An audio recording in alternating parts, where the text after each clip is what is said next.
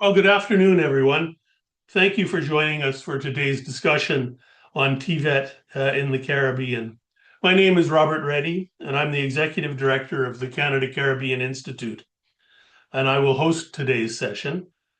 The CCI is a collaboration between colleges and universities in Canada and the Caribbean, and we work to encourage increased contact between Canadian and Caribbean researchers, students. We try to facilitate research and educational exchanges, and we highlight and promote the many facets of the Canada-Caribbean relationship. Webinars of this sort are one of the ways in which we work. But I'm really delighted to welcome you to this conversation, and I look forward to the insights our speakers will bring as we explore how TVET can shape a more dynamic and prosperous Caribbean and, of course, Canada. We're going to focus on the recently concluded SAGE program, which, as you will hear in a few minutes, was a fairly large investment from the Government of Canada into TVET programming in the Caribbean, in several countries in the Caribbean. Across the world, technical and vocational education and training has become central to how economies respond to rapid technological change. Shifting labor markets and the growing demand for specialized job-ready skills, TVET is no longer viewed as an alternative pathway. It's a driver of productivity, innovation, and competitiveness. For the Caribbean, this is important. Economies in the Caribbean rely heavily on skilled workers in tourism, construction, renewable energy, digital services, agriculture, the blue economy. Yet employers consistently point to skills shortages as a major constraint on growth. Strengthening TVET is therefore not just an educational priority, it's an economic necessity. TVET also expands opportunity. Of course, it supports youth employment, enables upskilling and reskilling, and provides accessible pathways for those who may not thrive in traditional academic settings. So I'm looking forward to hearing from Canadian participants, Caribbean participants, and TVET providers on what we've been doing together in the Caribbean and what we might do together in the future. Just a couple of administrative points. Each of our speakers will take about 15 minutes to reflect on the SAGE program and TVET. We will have time after the presentations for questions with the panel. You can submit them through the function in the Zoom platform. I will ask the questions. The session is being recorded and it will be made available on our YouTube channel. And I will email a link to all participants following today. It'll probably take me a day or two to get this loaded, but it'll happen fairly quickly. And we would, of course, be delighted in the future to have you subscribe to our CCI newsletter, and I'll send you a link to that when I send out the video. But without further ado, I would like to introduce Pat Bittart. Pat has 35 years of experience working in the Canadian college system, first starting as an instructor, dean, director, associate vice president. Pat's work involved many different areas in the college sector, ranging from trades to fashion to upgrading to supports for students with disabilities and on the international side. Pat led development programs in Asia, Africa, and the Caribbean. As a team member with Colleges and Institutes Canada, Pat lived in Kingston, Jamaica for 2 years on an earlier program, and then 6.5 years in St. Lucia on the Skills to Access the Green Economy, the SAGE program we're going to be talking about. Pat has a passion for working with international partners to develop programs and systems to improve post-secondary education. She has a master's from the University of Lethbridge in education and has worked at Olds Agricultural College, Bow Valley College, and Selkirk College, and was an adjunct professor at the University of Alberta. Now, Pat has a presentation today that I will try to run for her. And Pat, if you just give me 1 second to load it,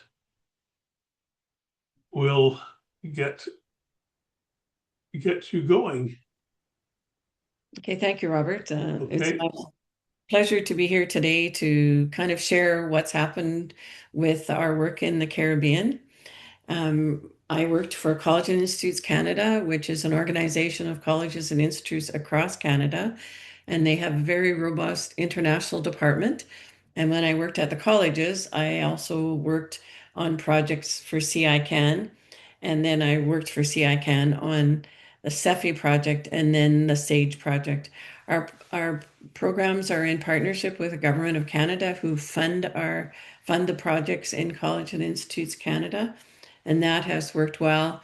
Where Canadian colleges apply, CICan gets the focus for a program, GAC funds it, and then we have we send out proposals, and Canadian colleges apply, and then the Caribbean partners were the ones that met with whoever. We had three proposals for each project for each country, the six countries, and then the Caribbean partners interview and they chose. And so next, so our project was 18 plus $1 million that was distributed through all our different projects. And we had 8 partnerships with Canadian colleges and 25 Caribbean institutions were involved. Um, the 15 Canadian colleges focused on each country was a bit different. We had 3 climate smart agriculture programs, St. Lucia, Jamaica, and Belize. We had in Grenada was coastal management, in Dominica was sustainable construction, and in Guyana was renewable energy. We also started developing apprenticeship pilots across the countries because in the Caribbean there is not an apprenticeship system, which is badly needed. There are lots of trades people, but they don't have trades training. They have been taught by their uncle, their father, their friend. And so that was another uh, project that we got heavily involved in at the beginning, well, throughout our whole project. We also had projects where we had, it was Norquest College and College of the North Atlantic did some really good work with students with disabilities, and they did training in country for, and this is a very new area of working with students with disabilities. And we also had a marketing program, how to market all your programs. And then we had gender and apprenticeship. So it was had many different components with the partnership programs. Next. These are just some stats, and I won't go through it all. Um, you can, the PowerPoint will be available so you can look at it later. But we were very pleased with the amount of training that we were able to develop with our partners and the number of graduates. Next. So we had 39 gender sensitive outreach and public awareness campaigns through the different projects. That was very good for the partners to learn how to market their programs using Facebook, using printed material, going out to the schools. Another thing, our program started we had our first big orientation center session February 2020. And then in March 2020, COVID hit. And so one of the things we found were students were in need of finances, that we had scholarships available because after COVID, students, families couldn't afford to go to school. So that was another bonus, another kind of value added that we were able to do in our program. Next. So, one of the things that we talk about are our goals, and the networking is across the region, it's across Canadian colleges, it's across organizations that are within the country as well. We did Indigenous work, and I'll explain a little bit later. That was very interesting for us. We were working in Belize and Guyana and Dominica with Indigenous students and with their centers to help them develop a focus on Indigenous students. Um, Policy writing and experience with apprenticeship, we were trying to develop a policy framework, and still that work is going on with the German Development Bank. We took it so far, and the funding isn't available to move it on, and the German Development Bank is going to be doing some work in that area too. Next. So our successes for faculty and administration, we did a lot of work in competency-based education and training, and to me that also works on taking a student or faculty from a sage on the stage to a facilitator. Educational technology, with COVID, timing was right. We had one of our consultancies from Canadian colleges was on educational technology and how to teach online, which was very good. Counseling, working with students in counseling, working with students with disabilities. I did a presentation in Jamaica, and about 5 students came up after to say, I have this kind of disability, how do I get support?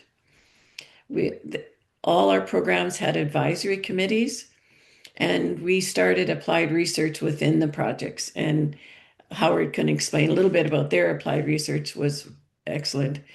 We did a lot of brought faculty to our Canadian partners to look at how we teach, what are some of the technologies that we use, and that we found to be very beneficial. Each program, based on the area, receives some equipment, and then we were able to also fund some technology. Next. Um, Next. So student success, the scholarships were very beneficial. Career counseling, our students were involved in applied research. That was kind of amazing. And we brought students to each of the colleges. So they spent probably 2 weeks. I led an agricultural study tour to Alberta, and we had students from all Belize, St. Lucia, and Jamaica. And we went to a big agricultural fair at Olds College. And of course, that was where I used to work, so that was easy. And then we went to farms, and we went to Lakeland College, and that was interesting because one of the students, he volunteered to go work in the dairy for the evening and milk the cows. And so all of that was such an amazing learning experience. And then we did an Indigenous study tour where we brought students from Belize, Dominica, and Guyana to Alberta and Saskatchewan, and went to different Indigenous institutes. But we also we were fortunate that there was an international powwow on at the time, and the students really talked about how the similarities between their cultures. And one of the students from Guyana, when we asked him, so what is what was your aha moment during the study tour? And he said, I learned to be proud of my heritage. I wasn't before. And so to me, that was very moving. Next.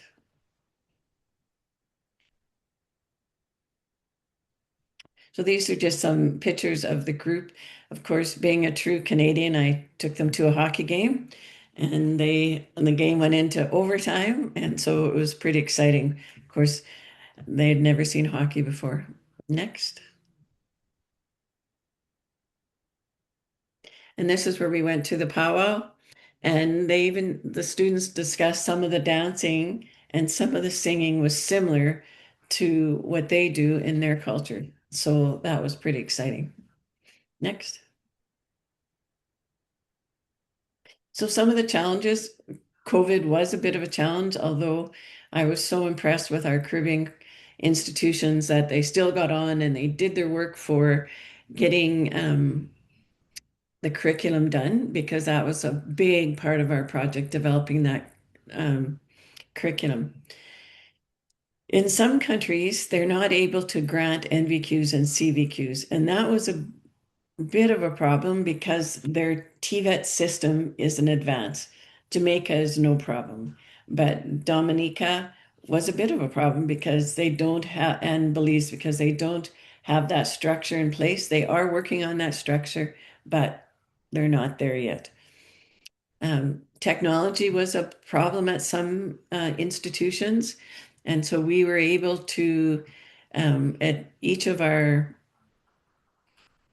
institutions that had support for technology, we were able to put a smart classroom in, and then in the community or at the institution, we had a learning hub, and the learning hub, they had to agree to allow community members to come in to take courses to use the technology. Another thing is another challenge for me, especially working in apprenticeship, that industry wasn't always participant. They some had expectations, since this was a government program, that we would pay them to participate in the program. And when we were doing the apprenticeship program, it was three ways. It was a TVET, it was our program, and it was the industry. And so in Dominica, the industry and Grenada got that very well. But some of our other countries were a little bit, it was a bit more problematic. In St. Lucia, I finally just went to a Canadian company, Cabot, who was running the golf course, and they were very good partners. But the other partners in St. Lucia and maybe Guyana at first were wanting us to pay them. So that's a bit of a change in headspace that we need to work on with employers in the Caribbean. Some employers, you know, and financial challenges at some institutions. Next. So lessons learned. Online training was crucial to the project, and it was people adapted very well. Program timelines need to be flexible as always. Because of COVID, our program went for an extra year. We didn't have to ask for more money, but we were able to go for an extra year. Scholarships were very important, or we wouldn't have had the numbers. National training authorities and TVET councils can present challenges in obtaining program accreditation. So, working with those entities, as well as, because we have the TVET councils, the NTAs, but we also have community councils of Jamaica, and the colleges don't always come underneath the TVET council. So you have two entities that you need to work with, and people have to understand that. Next. I have to say the Canadian partners were diligent and worked hard that to get everything done. We did have changes in leadership in both Canadian and Caribbean institution, and sometimes that did create some difficulty during the program because they don't always share the information before they leave. And so probably had half a dozen changes on both sides, and trying to work through that. There's clear need for apprenticeship training in the Caribbean. And it's important to have good communication channels. We found, Facebook and Instagram works really well with the institutions to share their stories. And, long-term relationships do develop out of these programs. And because it gets Canadian colleges into the Caribbean to have an understanding of the system, and Caribbean institutions into Canada. And so able to develop those long-time relationships, I think, is really important. And in each of the countries, the Canadian High Commission offices are very helpful. And it's important that staff know that and try and connect with them. Next. So my recommendation is determine what you're looking for in a partner. Sign an MOU when you have a good understanding with your partner. Discuss the mutual benefits. It is exciting to have partnerships, and you need people to work on these partnerships. Sometimes, I worked in the college sector, and sometimes we develop an MOU, but we get so busy we don't follow up on it. And I think that follow-up is really important. Development programs are a good foot in the door to look at long-term relationships in countries. And so, I think it's important that colleges look at College Institutes Canada and where their projects are and what they can do in the future. And both students and faculty in Canada and Caribbean really benefit greatly from these partnerships. we because I was in St. Lucia, we had a group of students from Red Deer Polytechnic come in a nursing program, and they were able to do part of their practicum there. Well, Red Deer Polytechnic had not done projects like that before. So, once you're into, well, they hadn't done anything in the Caribbean. So once you're in country, there are possibilities for other things as well. Next. I think that's it. So thank you. And if you have questions at the end, we can answer them then. Thank you so much for that presentation. You were dead on time too, because we're running on a tight schedule.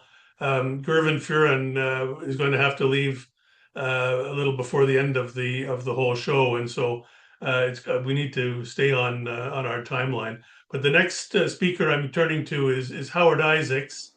Howard has a presentation as well that I will run for him. Howard is the principal of Monigue College, Jamaica. He's also a past president of the Jamaican Teachers Association and former vice president of the Caribbean Union of Teachers. He served as the interim executive director of the Council of Community Colleges of Jamaica and principal of Monigue Primary and Junior High School. In 2004, he was awarded the status of a professional fellow in education to the Commonwealth by the British Council. In 2014, he was awarded the status of an emerging leader in the Americas by the Canadian government. And in 2015, he was awarded the Prime Minister's Medal of Appreciation for service to education. He sits on a number of committees in Jamaica that indicate he's seriously connected into the whole infrastructure of the educational system in that country. Howard, I'm going to turn it over to you. I'll get your presentation up in a moment, and just remind you we need to stay on our tight schedule. Thank you. Thanks Thank so you, much. Robert. Thank you very much. Thank you. Good evening or good afternoon, everyone. I'll be within time. You don't have to worry. My presentation is very brief. Firstly, I want to thank you for this opportunity to share with you this afternoon. Pat has outlined some of the things that we have been doing, and I can rightly say that this work, this SAGE program, and what has happened and how much it has impacted our college is phenomenal. It is beyond an experience that we could have had. And I want to go on record to say, firstly, how thankful we are to the various agencies who made it possible. But we want to highlight the work of Pat Bidot, particularly how she was responsive to us, particularly having started the program just before COVID and then COVID coming in, and Pat and her team were just responding to make sure that we were able to move it along. So primarily, I'm going to be looking at the implementation. I'm going to look at student feedback and employers' feedback, and I'm also going to look at the whole issue of resources as it relates to what has happened in the project. Now, next slide.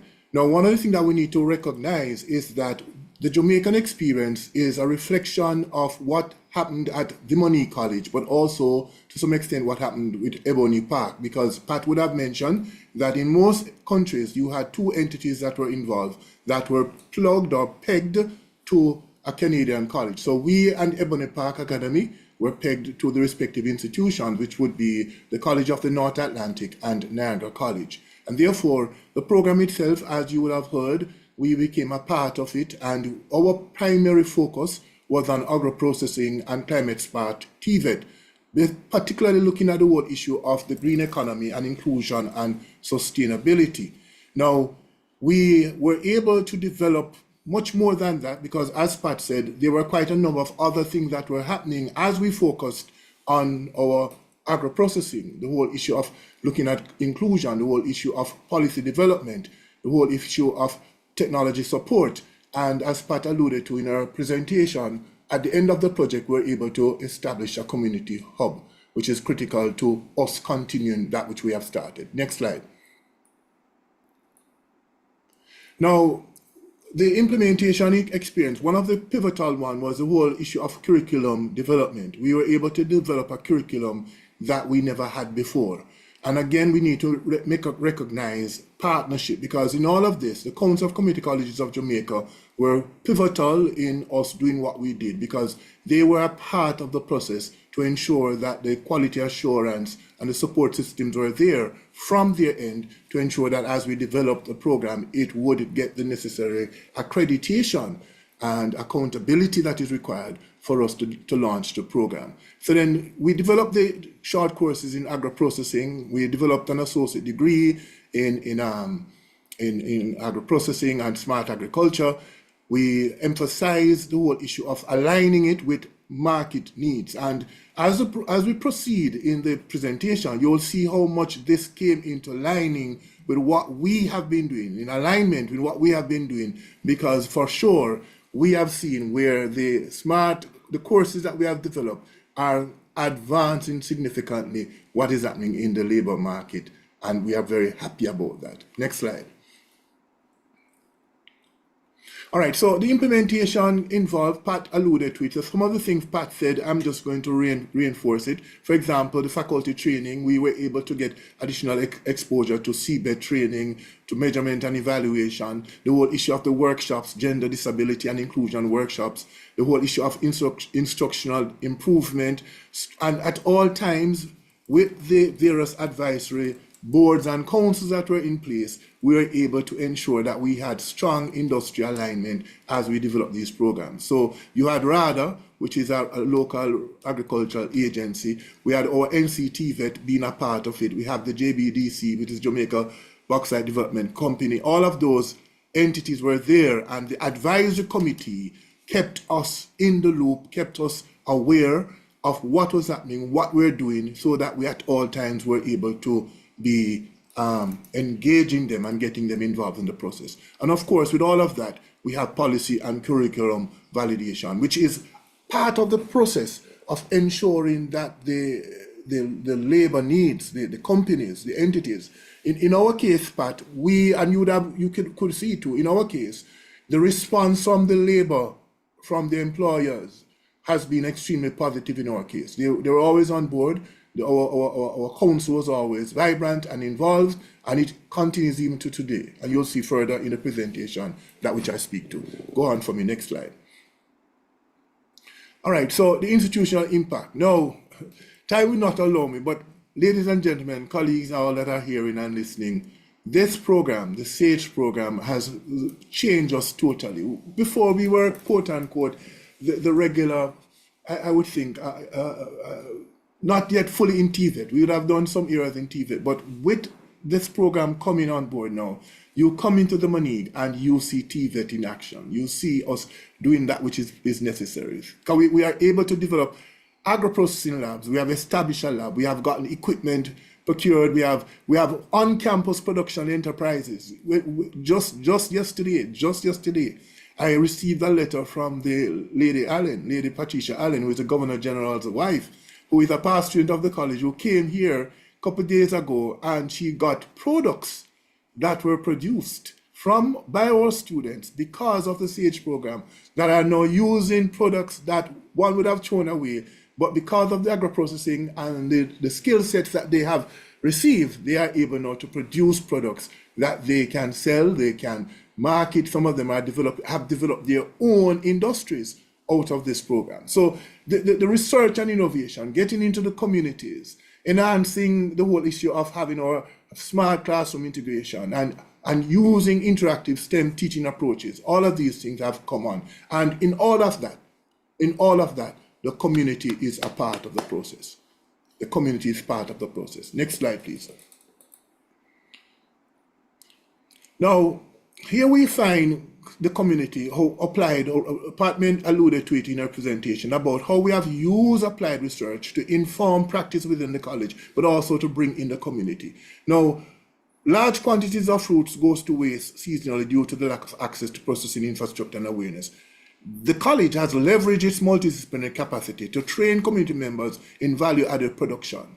Strong entrepreneurial opportunities exist in agro-processing ventures. And what we have been able to do is to keep our local farmers involved, keep our focus groups involved. We are doing surveys, we are doing questionnaires, we are doing pilot group implementation. All of these things are happening because of SAGE coming to us and exposing us to a new thinking, a new policy development, a new processing of products and how we do things. Again, all because of SAGE. So there's constant community involvement and partnership as we continue on the journey. Next slide, please. Again, this is another critical thing that we have been able to develop. Again, we talk about project outcomes, the reduced skills gap in food processing. Participants are trained in business plan development. The college has positioned as a regional agro-processing hub for small farmers. We are not fully there as yet, but we have the infrastructure and we have the personnel in place that very soon all of that will be coming out even more as we engage the community and get it necessary, getting them involved. As you see there, the lessons have been learned. The community partnership promotes sustainable development and strengthening industrial strategy. The college processing facility can become a catalyst for rural transformation. Processing is a strong vehicle for competence-based education and training. Our next steps, we are implementing phase 2 of agro-processing venture with selected community members. We have also moved to the extent of registering the agro-processing entity as a company, because we are believing that we very soon will be able to produce for the nation, because of that's the thinking we have, all because of what has happened here and the effort that we're working on. Next slide, please. So we are coming down. So these are just showing you that I'm speaking to you, but this is how the community is involved. You see the community members coming in for sessions, for discussions, for presentation. You see examples or samples of our pictures of our lab, where students are involved, community members are involved, and the work is taking place as we speak. Next slide, please. So networking with the various entities is happening all there. These are the products that I spoke to you earlier about. We produced here at the Money. We have even reached the stage of producing ice cream with a special flavor. You can imagine that. And this is not coming from our faculty. This is our faculty facilitating our students to develop these products. Phenomenal. Next slide, please. Now, the students give us the feedback. You'd have heard Pat mention of them being involved in various field trips and all of that. The students describe training as transformative and practical, hands-on. They got international exchanges, provided global exposure. The training included green skills and solar energy applications. To date, we have had 14 students graduating from our associate degree. We have 8 students currently, and we are pushing it. This year, Pat, we are looking at getting maybe a full cohort, maybe 20 students or so in the agro-processing program. And we have always wanted to do goat rearing, special goat rearing and all that. We have reached a stage now where we are producing goat milk products and sauces, and we have expanded our farm significantly because of the engagement that we have had here. Next slide, please. The feedback, as I said, we have constantly had good feedback from the employers and from the community. They praise the program's workforce readiness. The program addresses demand for certified agro-processing personnel. In fact, some of the companies, for some of the short courses, they sent their personnel from their companies to come in to do some of the short courses. And the partnership with Niagara College and the College of North Atlantic has strengthened significantly the program delivery. So this is what we have been able to do. Next slide, please. Now, capacity needs and future directions, expand infrastructure for scale-up, digital agricultural integration. These are the things that we are working on. Strengthen applied research, sustain faculty development, deepen Canada-Caribbean partnership, scale green and blue economy training, expand work integrated learning, and strengthen regional TVET systems. So when you come to Money now, you are going to see it in action in every sense, because that's where we are, and that's what we're going to try and do. Next slide, please. So,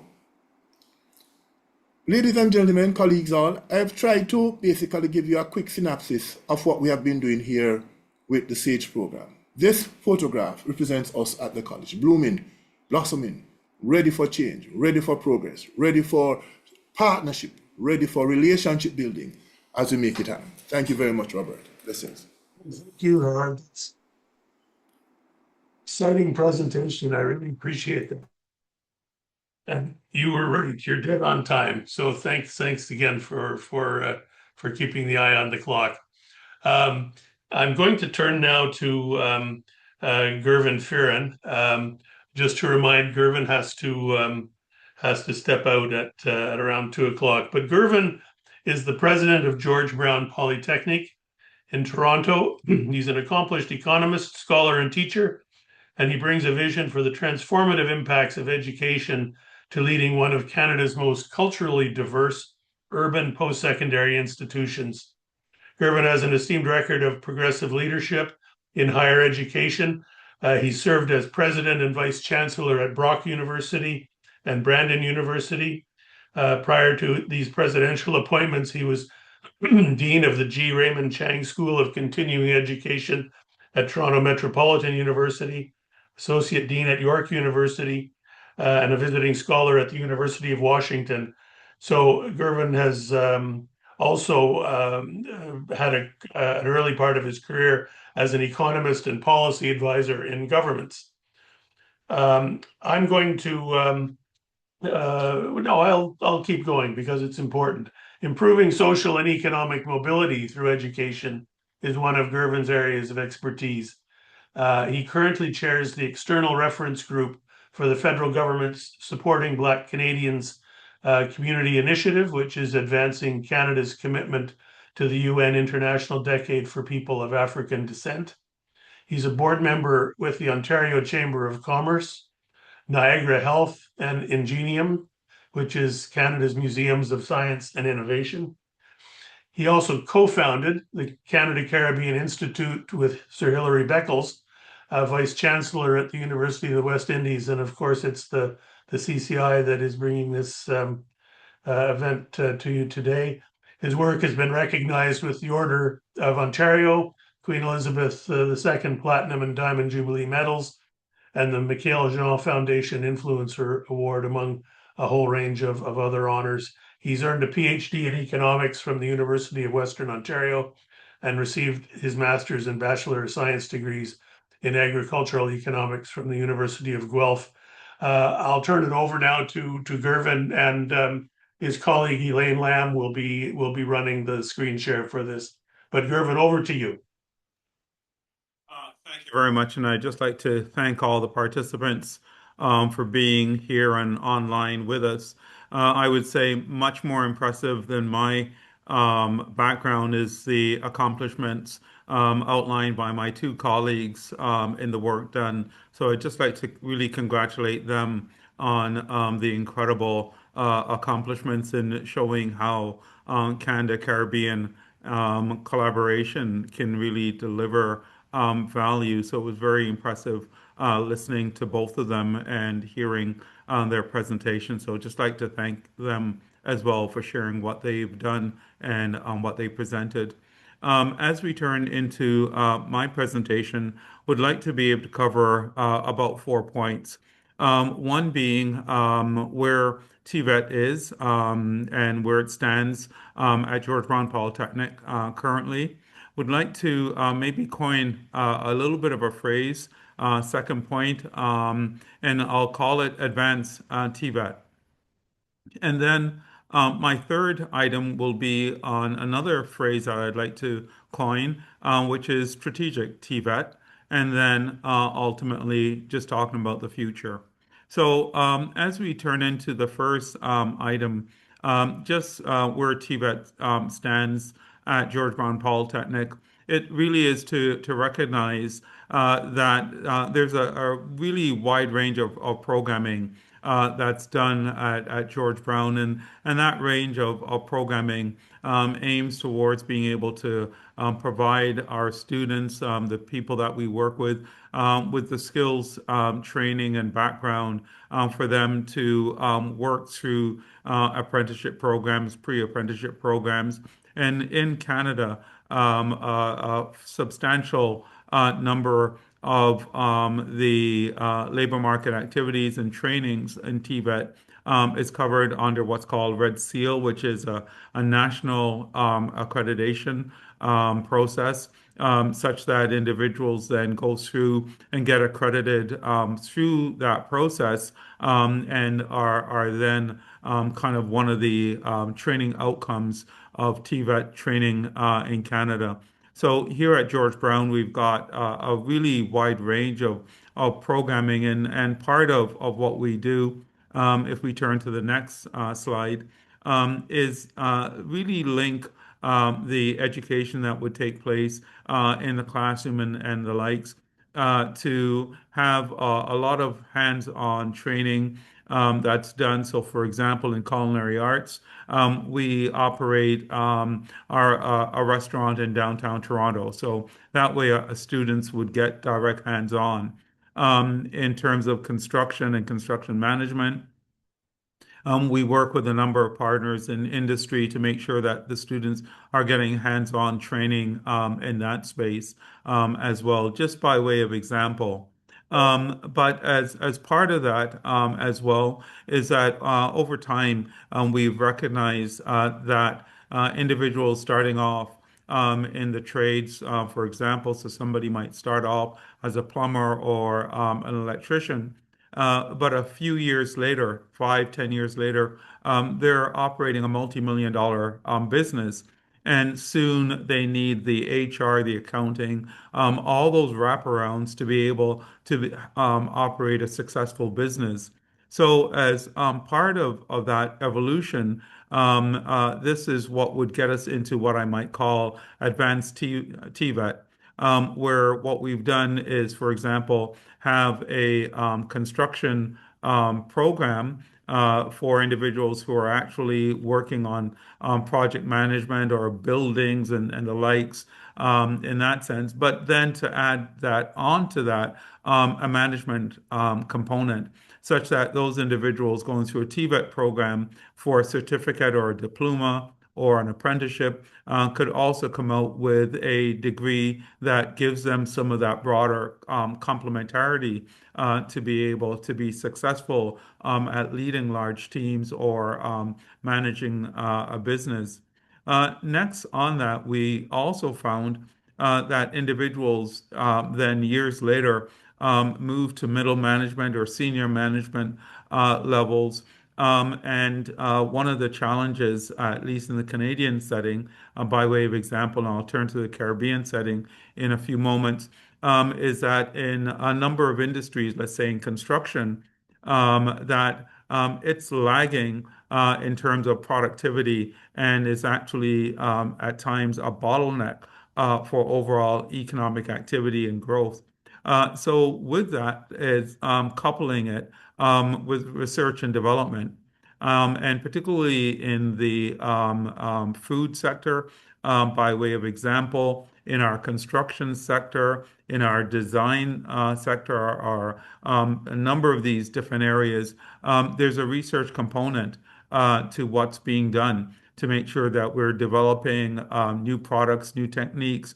We're doing testing and the likes to advance the productivity and competitiveness of those individuals and those firms operating in the TVET space. So along with that, we recently added on a master's in construction management, such that someone can start off at any stage in the TVET experience and migrate all the way up to the graduate level in that sense. So in that regard, we're when we start taking a look at TVET, it is changing the dynamics as to what individuals think TVET education is and the role of TVET education in advancing the competitiveness of the Canadian economy, of the firms that they work with, and the likes. So, with that, if we go to the next slide. As part of that, that means that our students are then competing at a national level. And within the Canadian setting, there are a number of competitions that are held across Canada. to be able to see both in terms of standards, but it really provides that catalyst for advancing TVET training at a Canada-wide level. And it's done at a provincial level, then national, and in fact, there are global competitions. And each year, our students participate in a really wide range of these activities, and gold being the top outcome and the likes. And I think that in the Caribbean, there's so much of a history of whether it's a parish or school districts having a set of competitions in that sense, that in the TVET space, there's an opportunity to have similar kinds of items at a national level, regional level, to be able to really advance TVET training at a regional level and to be able to smooth out some of the learnings and some of the capacity across the entire region. So lots that can be borrowed in terms of parts. If we go to the next slide.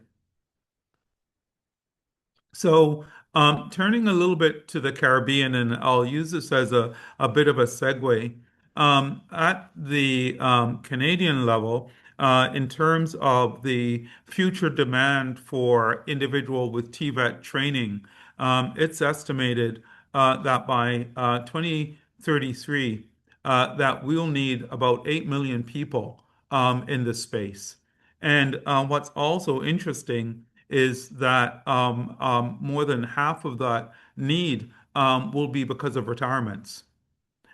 So the demand for TVET in Canada is really substantive in that sense, and that relates from anywhere from construction to manufacturing to clean energy, green technology, healthcare services, and the likes.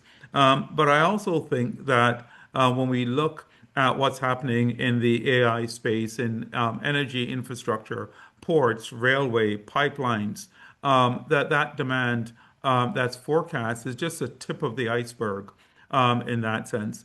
In the Caribbean setting, there are different sources of data, but Guyana alone recently came out and suggested that they need about 140 individuals over the next 4 years in the TVET space. There have been a number of studies in the Caribbean, the Caribbean study as it relates to vocational qualification. There's a TVET Council in Barbados. Trinidad recently had a study on the future of TVET. There's a historical document by the Caribbean Development Bank that spans the period of 1990 to 2012. But more recently as well, there's a global convention on technical and vocational education and a global profile country by country that can be seen through UNESCO and the likes. So when we look at the Caribbean, there are a number of data sources to be able to get a picture of potential, building on some of the outstanding work that my colleagues already outlined. For ourselves at George Brown, we've got a number of partnerships in Guyana, Grenada, by way of example, Jamaica, Cayman. So a range of partnerships. In the case of Guyana, the University of Guyana, we partnered with them and a number of other institutions as well. We're a part of supporting their efforts around early childhood education. In Jamaica, a really long-standing set of relationships as well. So building on that significant opportunities for partnerships. So turning to the next slide. This is just a little bit of a list of some of the history and some of the partnerships. I won't go through each one. The slides will be available. And so I'll save a little bit of time by just displaying this, and to note that to everyone attending that we'll be able to make this information available. To the next slide. Again, some of the partnerships arrangements that we've had, and then to the next slide. More recently, having here hosted a number of students and faculty and staff from the University College, Cayman Islands. So I'd like to maybe turn for a moment on strategic TVET, and a couple of points there. Noting if countries are going to be able to build out on AI, by way of example, and the infrastructure needed, TVET's going to play a really crucial component in that process. And when we get into data sovereignty, AI sovereignty, again, if you can't build it, you can't be sovereign. The other part of that is that over the last number of years, there was a significant shortage of workers in the TVET space in Canada. And as part of that, they were recruiting globally. And it was interesting because of the standards in the Caribbean and TVET training in the Caribbean, while we were recruiting all the way back from the 1960s and earlier, farm workers, we weren't recruiting from the Caribbean to Canada TVET workers because of the training needed. Simultaneously, again, strategically, when we take a look at the development of the tourist industry in the Caribbean and the building out of hotels and the likes, international corporations quite often need TVET workers with international certification or internationally recognized certification. And consequently, then, without the development of a robust TVET space in the Caribbean, some of those jobs then aren't benefiting Caribbean workers. So I'd like to end on this statement of almost the future of TVET. I think that historically we viewed TVET as being separate and apart from what's happening in the advanced education space. What I'm suggesting is that that gap is actually being squeezed. That individuals starting off being a plumber or electrician, years later would like to be able to do an MBA. We're not going to get the productivity gains globally, much less nationally, unless we can have productivity gains in all of our sectors, construction and the likes, all of which depend on TVET. And fundamentally, we won't be able to benefit from new technological developments in AI and so forth if we can't build the infrastructure to support it. And again, fundamentally dependent on TVET. So to me, the future of TVET in Canada and the Caribbean is really bright. And as was demonstrated by my two colleagues, collaboration between Canada and the Caribbean is substantially beneficial in that future. And thank you for the opportunity to participate. Thanks so much for that presentation. I know that you're pressed with another important engagement, so we completely understand that you'll have to leave the panel. But I'm glad Elaine from George Brown will stay on and can participate in the rest of the day. But thank you so much for your presence today. It was really appreciated. And thank you for staying within the time limits. Everybody's doing so well today. I'm impressed. I'd like to turn now to Elizabeth. Elizabeth Vincent is with the College of the North Atlantic.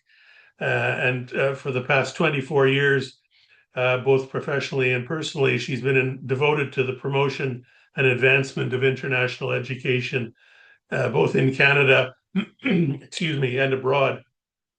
Her experience spans both the private and public education sectors, as well as personal small business ventures. In addition to these roles, she's worked with the provincial ministry advancing international education across all sectors and levels of education. She has welcomed the opportunity to participate in numerous organizations, task forces, and boards to assist with the advancement of international education, immigration, integration, and promoting diversity and inclusion in communities and in the country. She was one of the key initial players who helped develop and launch International Education Newfoundland and Labrador, IENL, as a membership organization to promote international activities and diversity, and as a co-chair for 2 terms in the province. Through all of these various lenses, she's traveled to over 78 countries, worked in over 30, and has had a skill set that's been diversified rather from all of those opportunities. She says she's been fortunate to bring a multifaceted voice to the promotion of the country's national agenda for international education and inclusion. Elizabeth, I have to say, I was once the chief air negotiator for Canada, and I don't think I got to that many countries, which is saying something. But I would like to turn it to you now for your remarks. Your college and yourself were a participant in the SAGE program, so it's a good way to kind of bring the thing full circle. So over to you. Thanks so much, Robert, and thanks for the introduction. Yeah, 78 countries, some of them for personal, some for work, but I've always been curious. I was always that student who sat in the front row and asked lots of questions and continued to live life that way. So I do have a presentation that, in the interest of time, and I think to make it look a little different, I'll share more, I guess, from a story perspective, because I do feel that storytelling is who I am, but also does kind of glue together a lot of what my colleagues and friends have already shared here from, um, uh, our Caribbean partners as well as our Canadian partners. And but you will be able to make it available, Robert, after this event for anyone who'd like to have it. So my 20 plus years, I've done a lot of development projects in a lot of countries, but I've been quite fortunate to have been a part of the CARICOM project that was first launched by the government of Canada for 22 million through 8 different countries. And then again with the SAGE project, which totaled 19 million. So first of all, I'd like to really thank the government of Canada for providing this opportunity to bring the CARICOM and Canada even closer. I'd like to thank Colleges and Institutes Canada, who were the proponent, who were able to manage it and put wonderful resources like Pat in place to be the glue between the two of us as we venture down these types of roads, and having the opportunity for colleges to step up like businesses and reply to RFPs to win this work, to show that we're in it. And what a lot of people don't realize is while the government of Canada would subsidize this project work up to 75%, 25% is in kind from the Canadian colleges, and it's because we believe in what we're doing and we believe in partnership, because it goes beyond what we actually cover, which I think is really key to note. And of course, we both benefit. We both benefit as institutions who are engaged, but we also both benefit for our economies and our countries as we navigate so many challenging times in our history. I mean, we all thought COVID was pretty tough, and now here we are, navigating even more challenges from a geopolitical perspective. And I think colleges are the way. I think TVET is the way on how we keep our economies moving forward. So in the SAGE projects in particular, what I found is it was more than just curriculum development. It was really finding a partner who was like-minded, had same values, had the same passion, and when you worked together, it was for the betterment of both institutions, professional development for both Canadian partners as well as our Caribbean partners. But more so than that, it was to look at everything from a holistic perspective. We looked at putting the student first, And we wrapped all those student success things that colleges in Canada are particularly proud of, which is finding the pathways for inclusion, ensuring that any student with an exceptionality would be have a different pathway of delivering or a pedagogy that was different for delivering a certain curriculum for success, which also for our Indigenous students. Because a lot of times while they learn very differently than us, respecting their cultures and having that different delivery modality was really important for both sides. And we were able to share how we did that. And I'll note Pat's comment that one of the Guyanese students said, "I'm proud now of being an Indigenous student," which was something I thought as well was quite moving. But the biggest one is working with industry. I mean, one of the most challenging things in education anywhere in the world is we will never be financed to the level we need to be for success. So every educational institution has to be an entrepreneur and find ways to give that high quality of education to its learners within the budgets they have. And in order to do that, we have to work with industry. We have to have them see the value of the work-ready graduates we produce. We have to have them feed into our curriculum to review what we're actually saying so that when our graduates finish, they are ready for the world of work and don't need to be retrained. And then the other thing, of course, is we need them to give back their time, their expertise, potentially use their work sites as a on-the-job work placement for our students or for our faculty, for our staff, and to contribute, maybe through applied research, donation of equipment, donation of time. All of those things make our economy stronger, and getting that message across with TVET is what I found is really crucial in moving things forward and keeping our momentum growing. And more than that, what I found these opportunities do, while we're always given a stack of deliverables, check the box, you have to develop a new curriculum. You have to put together, a program that's inclusive of A, B, and C. We all do that, but as colleges, we come together and see what else can we do, and we maximize every project we have. So I know we have Mr. Isaacs with us. So we were in a partnership with Monique and with Heart Trust. And one of the things we were able to do because of our presence in country is talk about that here with industry. And I know Shoreline Aggregates, which is a mining company, then took an interest, found out from us, how do you go into Jamaica? How do you work in Jamaica?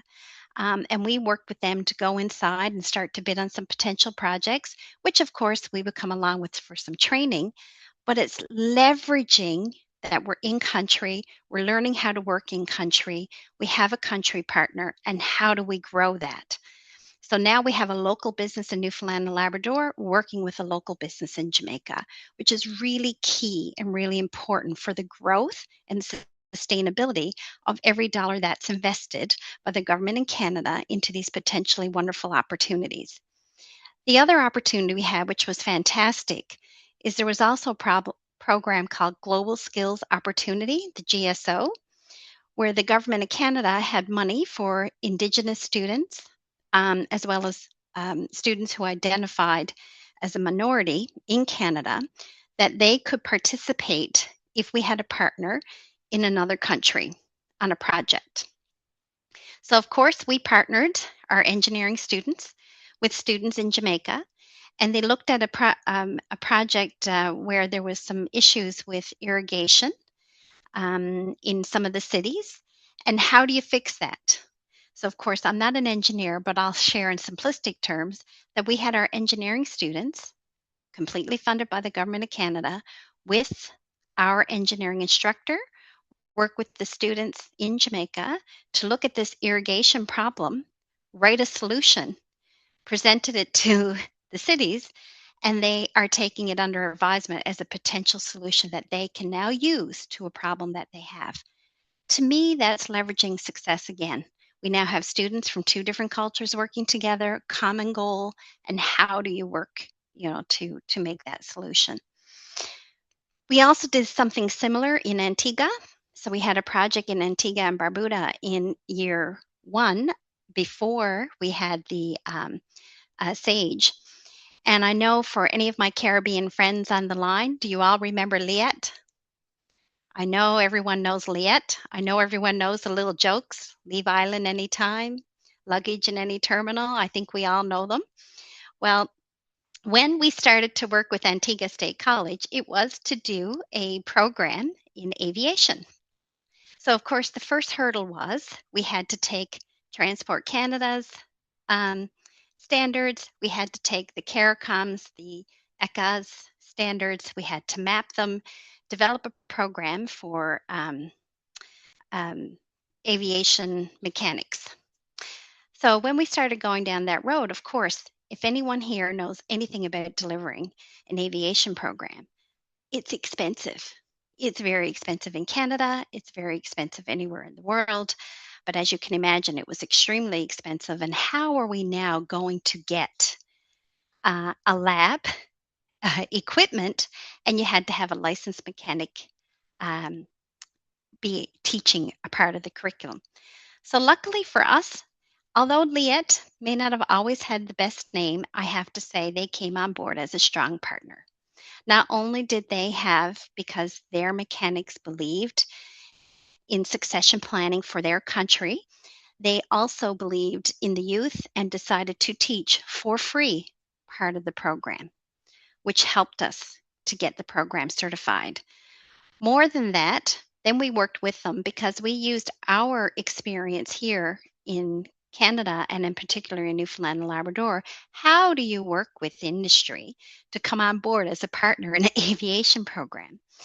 And we shared with them what we were able to do with provincial airspace, what we were able to do with Air Canada, what we were able to do with Bombardier. And with Liat at the same time, they were now going through a fleet change. They were moving from the Dash 8s to the ATRs. So one of the things we helped them with was how do you now have whoever wins your business give a percentage to education? So that was the first thing. The second thing then we did is we introduced them to PAL Aerospace here in Newfoundland and Labrador. In this project, we had monies where we could have mobility of staff back and forth for training purposes.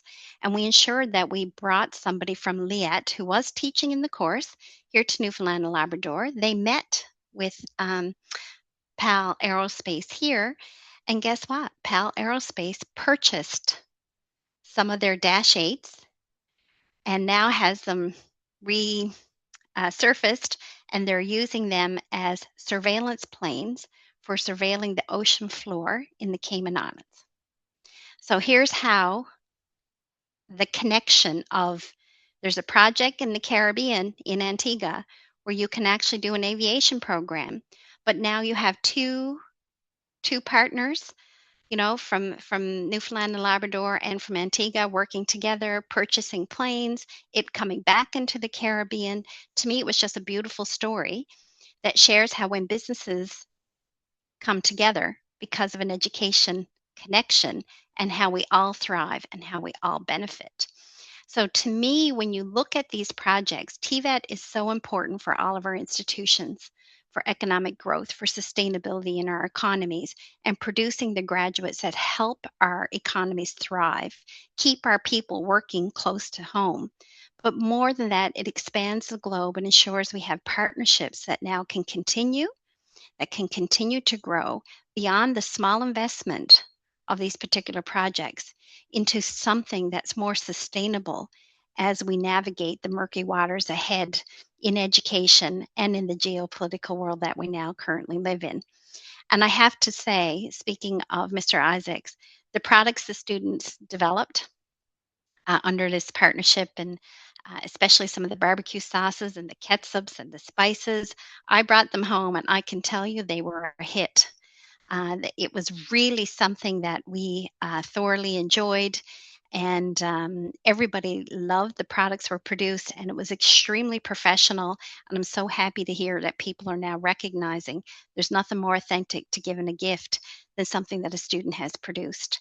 So for us, I think it's very important that partnerships like this continue because I know going down the road, we have some irons in the pot for more work in the Caribbean. And I'd be able to reach out to partners like Howard and say, hey, can you come in this partnership with us? Would you be able to assist with? And I know that he would be right there to say, yes, let's go on this journey and let's see what we can do. Because we all have the same goal at heart, which is to have our students be successful and have our economies grow. So, what I'd like to just sum up in sharing is that I know from College of the North Atlantic's perspective, we have had partnerships around the globe. We've had transnational educational opportunities in the state of Qatar, throughout China, and now moving towards Vietnam. We've had TVET reforms in numerous countries. But honestly, at the end of the day, one thing we have always noticed is if you're in education, you're in it to change the lives of students. And those students, they end up taking care of our whole community and help us all grow. So I think I'm on time, Robert, maybe a little bit over. So thank you. You're dead on time. I want to thank all of you for being so rigorous about that, and thank you very much, Elizabeth, for those really interesting sort of case studies of how that can work in the real world. I have one question from the audience right now. It's quite a technical question, and so I'm going to come to it second. I want to ask, just as a starter, I guess, a broader question, and it's the following. I have to give a little bit of a background, I think. So stepping back, the SAGE program was a very large financial commitment from the government of Canada in development terms. I think the world is changing in terms of at least my contacts within the government of Canada. Perhaps the same levels of funding aren't going to be available in the future for certain development programs. We seem to be wanting to link development expenditures and trade more rigorously now. And there's just generally a shortage of money inside national governments these days to spend on things like development. Governments seem to be moving to this idea of somehow partnering or accessing what are called the large pools of private capital that float around the world to help fund some of the development activity. Um, and then, so that's one point I wanted to make. The other point I wanted to register is that I have very limited understanding of TVET and TVET systems, but it seems like a very complicated uh, ecosystem. You've got governments for funding, you've got individual institutions, you have national regulatory authorities, and so on. And I guess it seems to me that it could be a bit like the Hunger Games, with individual institutions approaching private sector operators for TVET programming and so on. And so that was the second point. The big question, I guess, is going forward, is there ever going to be anything like the SAGE program again? Do you see advantages to having a regionally focused program where people I guess know the field in which they're playing, and it's not necessarily a bilateral who can run the fastest to do the deal kind of relationship? And do you see the potential withdrawal of government support as a huge impediment, or do you think the private sector can be convinced to come in behind where governments used to be to fund sort of SAGE 2.0 or Gervin's advanced TVET or what have you? So that's, I mean, a lot of big questions there in my mind, but I would just see if anybody on the panel has any reactions to that or any of that. So I'm open to anybody who wants to jump in. Elizabeth, I see your hand. You make some very valid points, and I think development work is one of the things, sadly, when we're in lean times, is not always viewed as one of the highest priorities of where money needs to be spent. However, one of the things we've been trying to shift in the last couple years is education is a business and it is a trade commodity. And getting that change in mindset is really key and really important. Fortunately, I've been quite lucky to have participated on several of the Team Canada missions that were trade missions. I think I was on all but two. And of those, it was one of the agendas I pushed forward. We're not here recruiting students.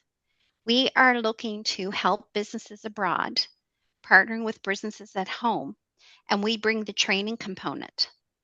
And that's so key and so important if we want to thrive. And it is something that we have to continue to do and do very well. I also am fortunate to sit on the Canadian Bureau of International Education Board, and we are always advocating to government to look at it from that perspective as well. Your college and polytechniques, we are here to help economic growth. We are here to help businesses get into other countries. We are here to help from that training component. I think about a lot of the work we've done in Guyana in particular. And I do recall, again, when we were in the CARICOM ones, uh, College of the North Atlantic and Marine Institute helped the people in Guyana form GOGA, the Guyanese Oil and Gas Association. And we were able to build their terms and help them to establish that committee based on our own experience here at home. And then moving on from that, we were able to work with them to get small contracts with Caterpillar, with MacCorp, safety training with some of the union boards, and also then to bring in other industry partners. So I think people need to start realizing that your colleges are that catalyst that brings industry together with opportunities and provide the training that's required. And I know at ExxonMobil, when they were going into Guyana at first, I remember saying to our educational partners, this is not their first rodeo. They know what their HR plan is for the next 5 years. You're not going to train everyone to be an engineer overnight, but you have to look at it. Everybody needs to eat, everyone needs a place to sleep. And so you start with some of the low hanging fruit. You work with your local institutions and you start training everyone and skilling them up so they can have some sort of meaningful employment in that industry. And I was able to share with them the Newfoundland story where, 50 years ago in the oil and gas industry, only 5% of Newfoundlanders and Labradorians were working in that industry. Now, 50 plus years later, it's the complete opposite, and that's through education. So we have to keep, whenever we have the opportunity, to share with everybody the importance of what we do is not student recruitment. It's actually we're the catalyst that works with the right bodies and with industry to have our economies thrive and have our two countries work closely together. So while I know that it might be lean right now, I think that there's a great opportunity for that.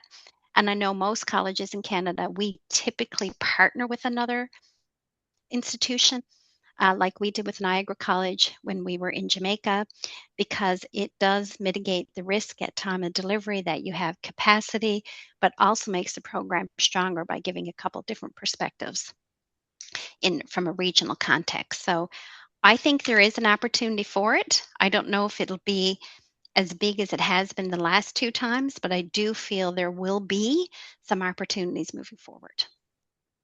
Thank you very much, Elizabeth. Pat, you have your hand up. Yeah, I just wanted to make it on a personal comment is that I would hope in the future there are more regional programs because rather than just dealing with only one country, this made a difference for 6 countries as well. We are connected with the Caribbean Association of National Training Authorities.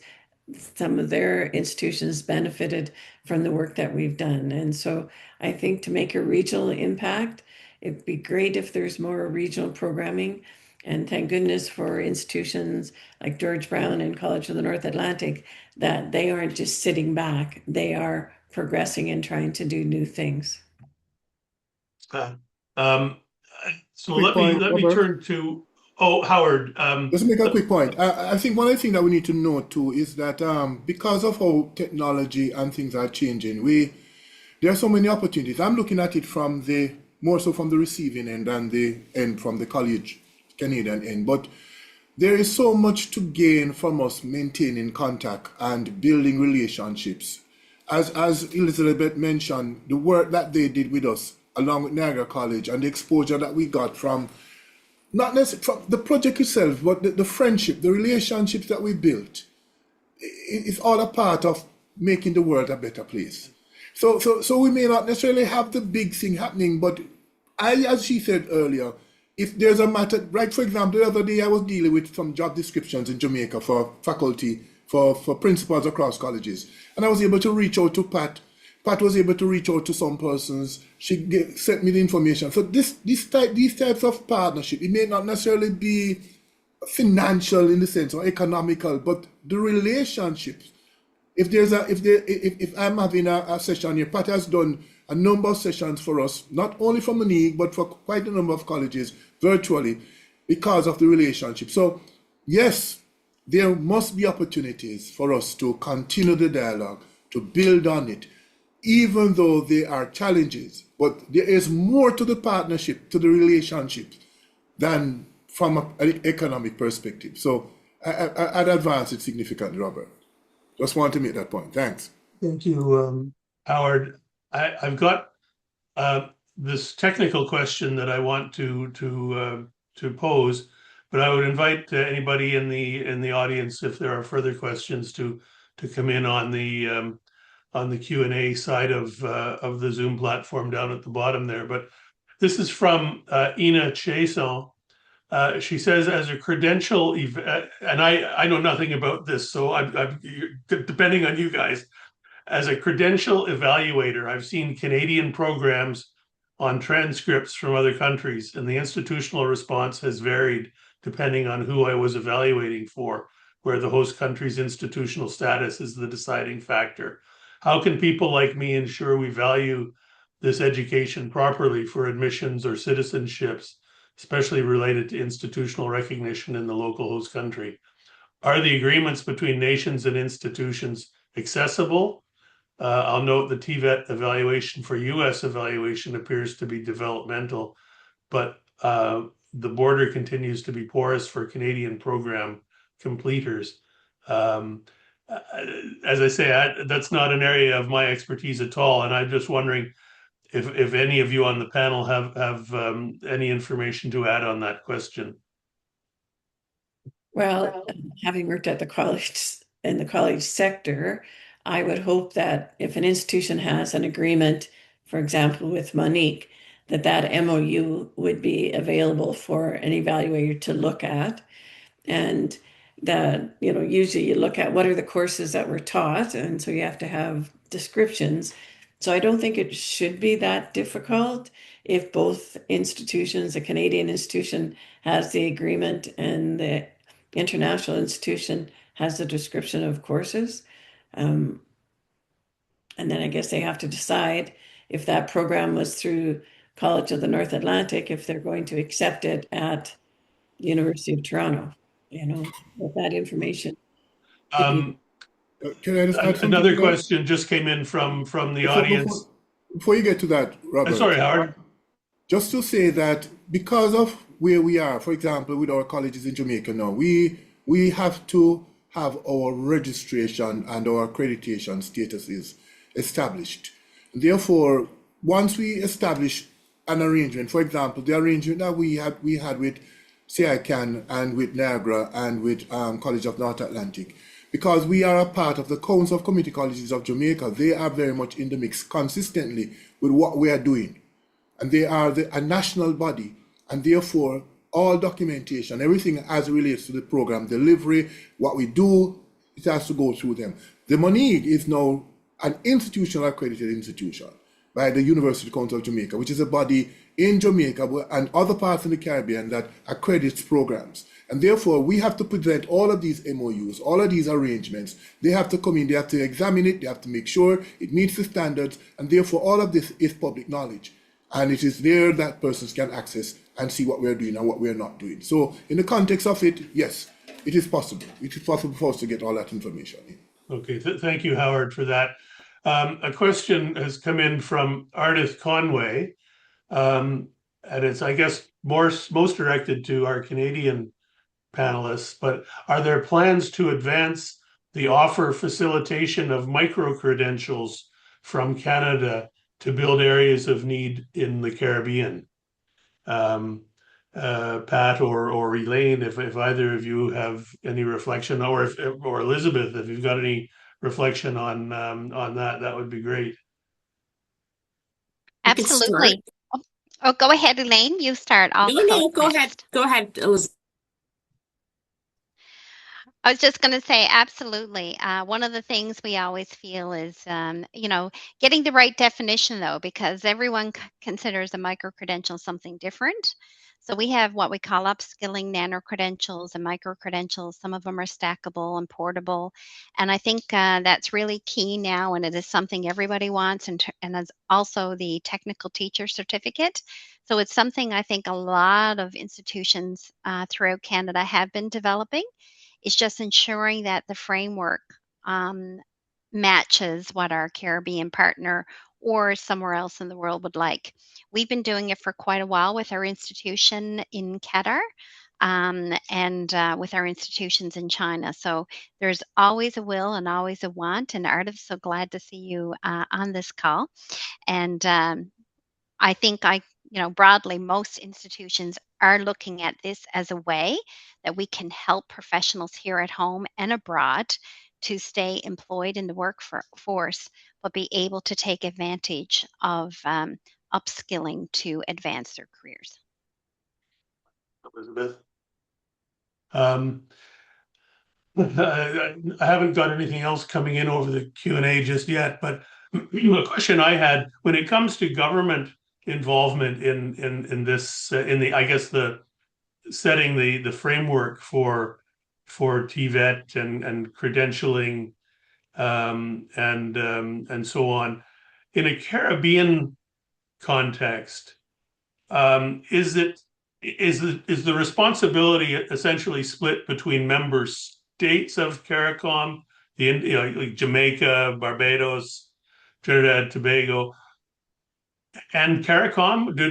Do both entities, if you will, have a role here, or is it still largely a member state function? And so that as colleges work with programs like this, are you working with national regulators, or are you increasingly working with CARICOM regulators? Again, it's not a question I have any detailed understanding of, but it's certainly an issue that comes up in a Canadian context all the time. The division between the federal and provincial responsibilities. How does it work in the Caribbean in that respect?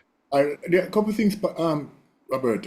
Firstly, one of the things that has happened over the years is that the Canadian programs that we have had been offered in Jamaica and in the Caribbean, many of them came through the Association of Caribbean Tertiary Institutions, ACTI. Now, this is a body that we have come together to ensure that all tertiary institutions within the Caribbean are operating under one umbrella with similar standards.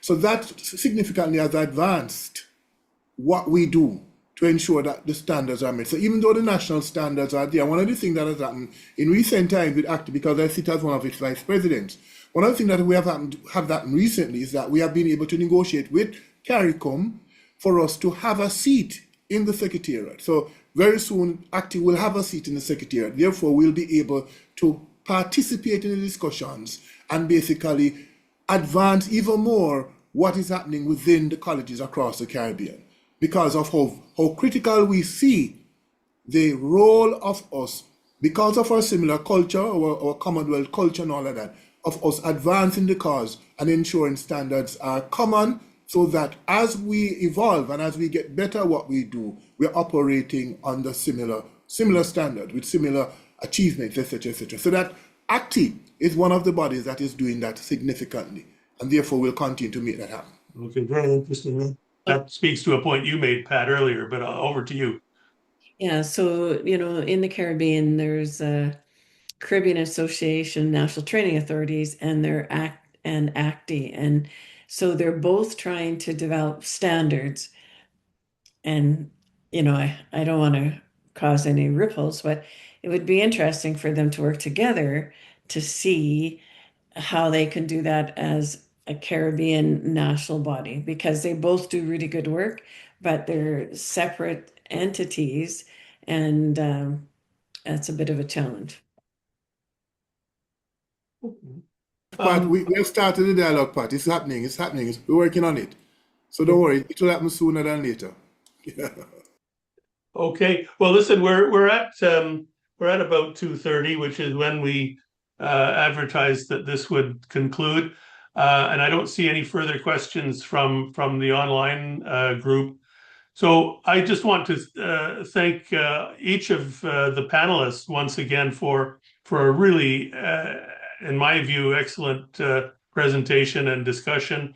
I think it's a vitally important topic, and I'm really glad we could pull this together, and we'll make it available to all of the registrants who signed up for the event, but we'll also push it around on our YouTube channel and various other social media. So hopefully we'll get it to a large number of people who can begin to get an understanding of how TVET and Canada Caribbean cooperation is working. But thank you again, all of you, for being available. I really do appreciate it. I want to thank the audience who's been with us for your presence. And you can look forward to receiving notice of the recording from me fairly shortly. So with that, I'll just bid you all a good day, and thank you again. Thank you. Thank you. Okay, Blessings, everyone. Blessings. All the best. All the bye best. all. Good to see you, Pat and Elizabeth. Good, good. All the best. Yes. Take care. Good, good.